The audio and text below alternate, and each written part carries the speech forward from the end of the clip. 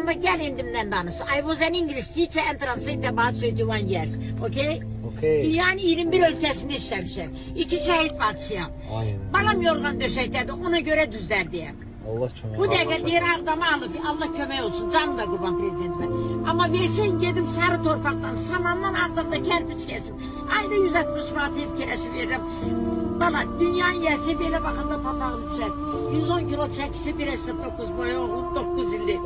İndindi yeriməyə başlayıb, bir həkim köməklədi. Maşallah olsun. Allah şəfasını Ömrünü daim deyil, bir eylesin. dənə də 12 yaşında balası var.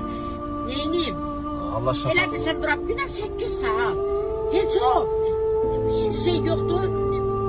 Daxili İşlər Naziri, orada belə can güdən oğlanlar var. Bir satın artıq ayaqsa duramırlar.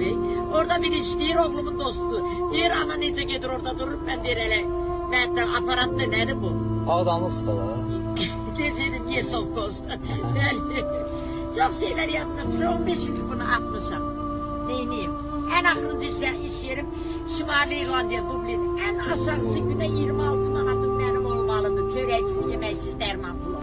Saat 4'e kadar dururum burada. Neyiniyim?